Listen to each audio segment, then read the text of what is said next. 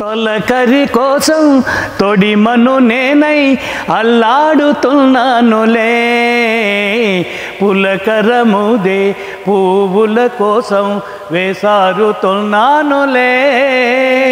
నింగికి నేల అంటిసలాడే ఆ పొద్దు రావాలిలే, నిన్నలు నేడై రేపటి నీడై ఆ ముద్దు తీరాలిలే, ఆ తీరాలు చేరాలిలే. హాయ్ అందరికీ నమస్తే. కార్తీక మాసం కదండి. ఈరోజు నేను మీకు ఒక మంచి వెజ్ కాంబినేషన్ చేసి చూపిస్తాను. అదేనండి గుమ్మడికాయ పులుసు, ముద్దపప్పు. ఈ రెండు కాంబినేషను ఎంత బాగుంటాయంటే వెజిటేరియన్ ప్రియులందరికీ మాత్రం బాగా తెలుసు. అందుకే ఈరోజు నేను మీకు ముద్దపప్పు కానీ గుమ్మడికాయ పులుసు కానీ ఎలా చెయ్యాలో ఈజీగా నేను మీకు చేసి చూపిస్తాను. ఓకే, మొదలు పెట్టేద్దామా? ముందుగా ముద్దపప్పు చేసుకోవడానికి పప్పు ఉడకబెట్టుకుందామండి. ఒక గ్లాసు కందిపప్పు తీసుకుంటానండి. దీన్ని శుభ్రంగా కడుక్కుందాం. ఇలా శుభ్రంగా కడుక్కున్న తర్వాత కుక్కర్లో చేసుకునే వాళ్ళు ఒక గ్లాసుకు 2 గ్లాసులు నీళ్లు పోసుకోండి. ఒకవేళ నీళ్లు చాలలేదనుకుంటే మళ్ళీ పోసుకోవచ్చు, దాన్ని ప్రాబ్లం లేదు.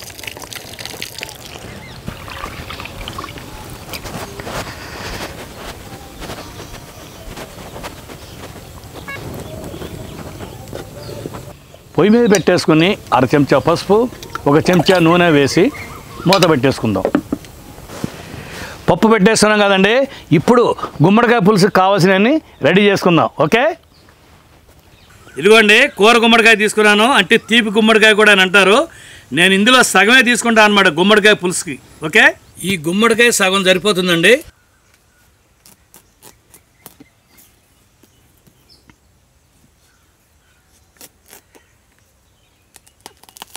ఈ సగం కోసేసుకుని పైన చెక్కంతా శుభ్రంగా తీసి రెడీగా పెట్టేసుకుందాం.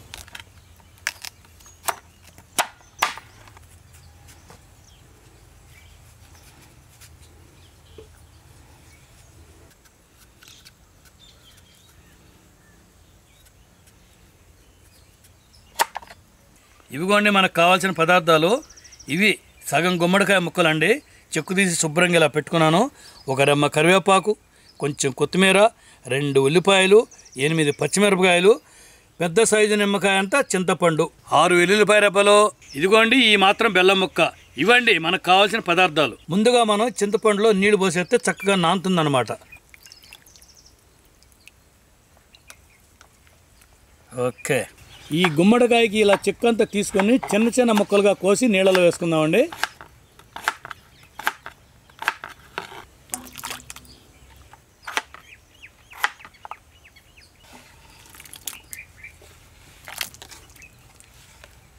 అలాగే 2 ఉల్లిపాయలు కూడా పొడవుగా కోసి పక్కన పెట్టుకుందాం.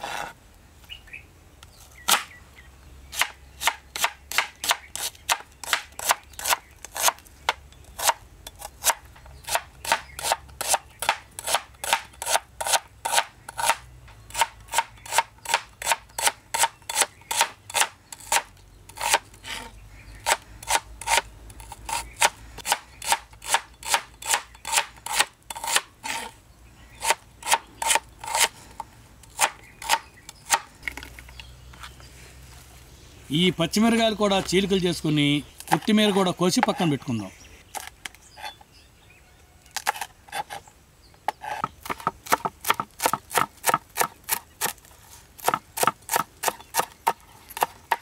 పప్పు ఉడికిందో లేదో చూద్దామండి.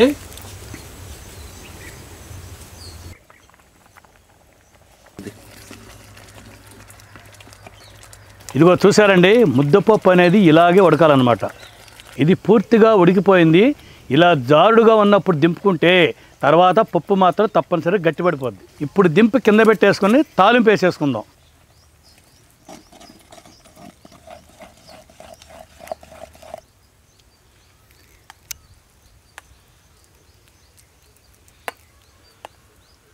ఈ ముద్దపప్పు తాలింపుకి నెయ్యి, జీలకర్ర ఈ 2 సరిపోతాయండి. ఇంకేవి పడవండి.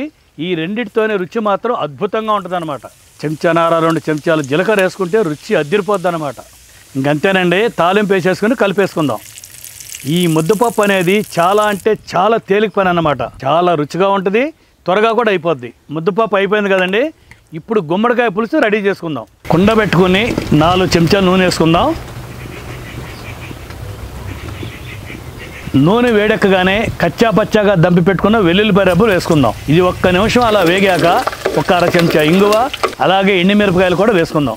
వెల్లుల్లి ఇలా బ్రౌన్ అవ్వగానే 1 చెంచా ఆవాలు, 1 చెంచా జీలకర్ర కూడా వేసుకొని 2 రెమ్మల కరివేపాకు వేసుకొని 1 నిమిషం పాటు అలా కలుపుకున్న తర్వాత కోసి పెట్టుకున్న ఉల్లిపాయ ముక్కలు, అలాగే చీలికలు చేసుకున్న పచ్చిమిరపకాయ ముక్కలు కూడా వేసుకొని బాగా కలిపి మూత పెట్టేసుకుందాం.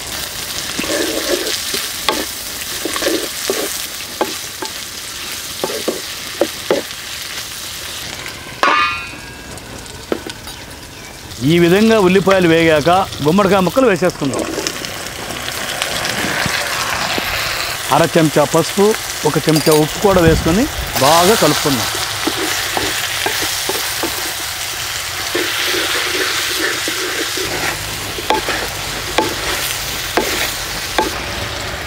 అది ఇలా మూత పెట్టిన తర్వాత ఒక 10 నిమిషాలు అలా వదిలేయాలండి. తాలింపు పెట్టాం కదండి, ఆ తాలింపు ఫ్లేవర్ అంతా ముక్కలుగా పట్టుకొని మంచి రుచేస్తా అనమాట. అంతవరకు మూత పెట్టి అలా వదిలేద్దాం. ఓకే, 10 నిమిషాలు అయిందండి, మూత తీద్దాం.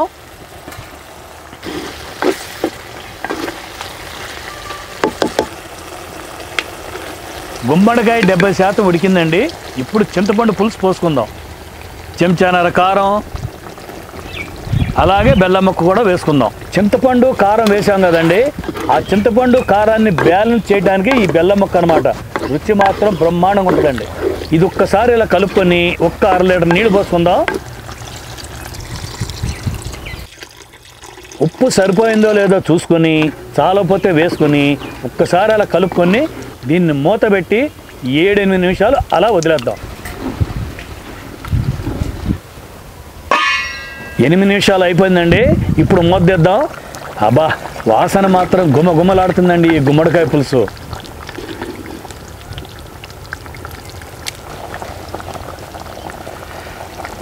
ఇప్పుడు కొత్తిమీర వేసుకుని 1-2 నిమిషాల పాటు అలా ఉడకనిచ్చి దింపేసుకుందాం.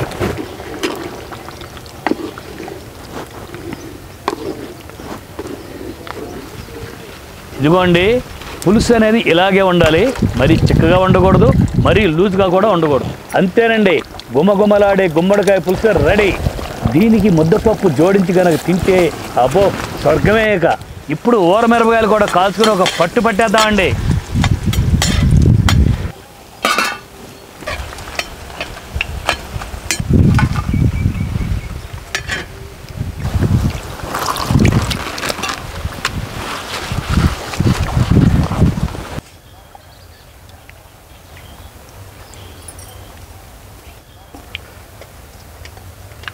అన్నం పెట్టుకొని ఇలా పులుసు పోసుకొని ముద్దపప్పు అనేది ఇలా పైన పెట్టుకోవాలండి. ఇలా ఇష్టం నాకు. విడివిడిగా అలా నంచుకోవడం నాకు ఇష్టం ఉండదండి. ఇలా పైన పెట్టుకుని తింటే నాకు చాలా ఇష్టం. మీరు కూడా ఇలాగే తినండి, బ్రహ్మాండంగా ఉంటుంది.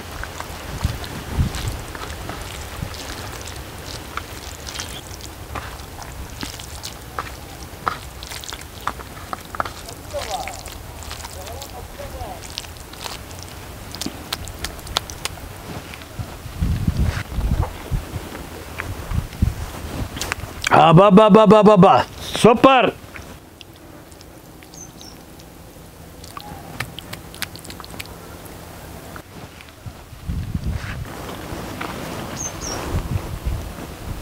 గుమ్మడికాయ ముక్క అండి, అబ్బో బ్రహ్మాండమైన టేస్ట్ ఉందండి. అబ్బా, మొత్తం పీల్ చేసుకుందండి. అసలు ఆ ఒక్క గుమ్మడికాయ ముక్క ఉత్తిదే తింటారు మీరు, అంత రుచిగా ఉందన్నమాట.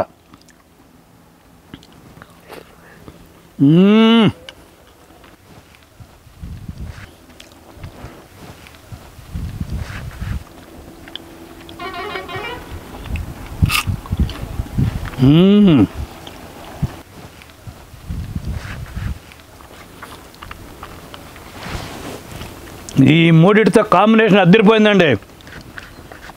అబ్బాబ్బాబ్బాబ్బా, ఇంత టేస్టా!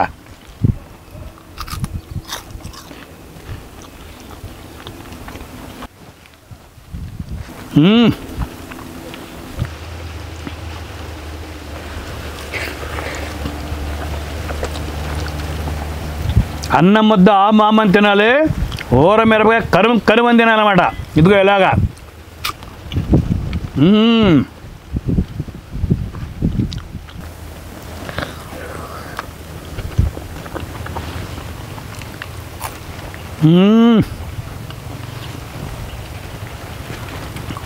మాటలు లేవు, రుచి మాత్రం అంత బాగుంది. బాబా చెప్తున్నాడని కాదు, మీరు కూడా నేను చేసిన విధంగా చేసుకుని నేను తిన్న విధంగా మీరు తింటే దాని రుచి అంటే మీకు తెలుస్తుంది. ఈ గుమ్మడికాయ పులుసు ఇలా కలుపుకుని తినేటప్పుడు వేస్టేజ్ ఏది ఉండదు. మొత్తం కలిపి కొట్టరా కామెడ్రంగా ఇలా తింటే రుచి మాత్రం జంపర్ మే బంపర్.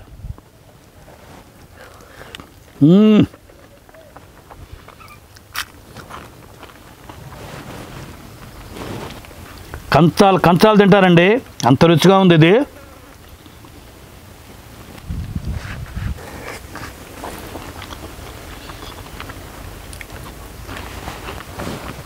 ఈ గుమ్మడికాయ ఎంత ఆరోగ్యకరమైందో మీకు అందరూ తెలుసు, నేను కొత్తగా ఏం చెప్పవలసిన లేదు.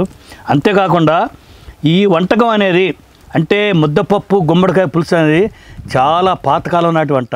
ఇది చాలామంది తెలుసు, కొంతమందికి తెలియపోవచ్చు కూడా. అందుకే నేను ఈ విధంగా ఇప్పుడు చేసి చూపించాను. మీరు ఇలా ట్రై చేసి చూడండి.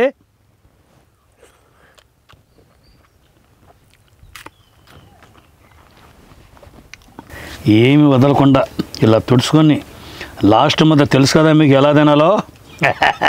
మీకు వేరే చెప్పవసరం, బాబాయ్ లాస్ట్ మధ్య ఎలా తింటాడో.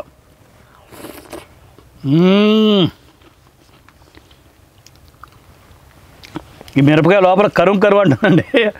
లాస్ట్లో అన్నం కొంచెం ఉంది కదా, చాలా రుచిగా ఉందండి. చూసారా ఎలా చేశానో? మీరు కూడా ఇదే విధంగా ట్రై చేయండి. మంచి రుచిగల గుమ్మడికాయ పులుసు ముద్దపప్పు చేసుకుంటారనమాట. ఓకే, దీని రుచి ఎలా ఉంది మీరు తప్పకుండా నాకు కామెంట్లో పెట్టండి. మంచి వంటకంతో నెక్స్ట్ వీడియోలో కలుద్దాం. మా ఈ వీడియో కనుక మీకు నచ్చినట్టయితే లైక్ చేయండి, షేర్ చేయండి. మరిన్ని మంచి వీడియోల కోసం సబ్స్క్రైబ్ చేయండి. Okay, bye.